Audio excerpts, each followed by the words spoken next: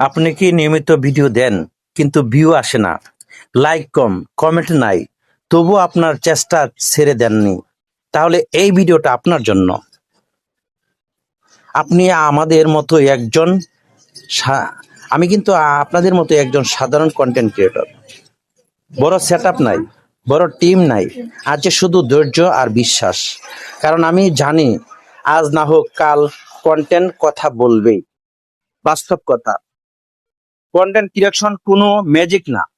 আজ ভিডিও দিলাম তো কালই ভাইরাল হয়ে এলো, এটা গল্প ভালো শোনায়, বাস্তবে নয়। সফল হতে হলে লাগবে নিয়ম, সময় আর মানসিক শক্তি।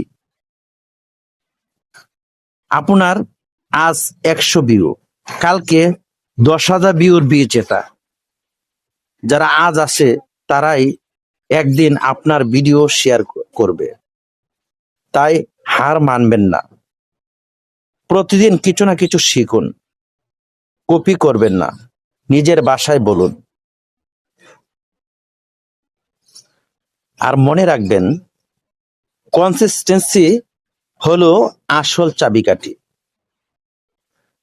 আপনি একা নন, এখানে হাজারো ক্রিয়েটর আজ আপনার মতো সংগ্রাম করছে। আমরা হার মানতে আসিনি, আমরা জিততে এসেছি। যদি কথাগুলো আপনার মনে লাগে তাহলে একটা লাইক দিন, আর কমেন্টে বলে যান আপনি থাকবেন। ইনশাল্লাহ একদিন আমরা সফল হব। তখন দেখবেন সে আপনার পিছনের কষ্টের কথাগুলা আপনি মনে করতে পারবেন, যে আমি কোথায় থেকে কোথায় আসলাম, কত কষ্ট করেছেন, সেটাই তখন আপনি উপলব্ধি করতে পারবেন। এই যারা উপরে গেছে তারা কিন্তু একদিনে সেই জায়গায় যায়নি। তারা কিন্তু কঠোর পরিশ্রম করেছে এবং ধৈর্য ধরে রাখছে। তারা হার মানে নাই হারার আগে। তারা ধৈর্য ধরতে ধরতে আজকে এই পর্যায়ে চলে এসেছে। আমি আপনি কেন অধৈর্য হয়ে যাই, কেন সুন্দর কন্টেন্ট দিতে পারি না, কেন আমি ধৈর্য হারা হয়ে যায়? এগুলা না হয়ে আমরা যদি সুন্দর মতো ধৈর্য ধরে কনসিস্টেন্সিটা বজায় রেখে কাজ করি, তাহলে দেখবেন সফলতা একদিন তোরা দিবেই। সফলতা 100% আসবে।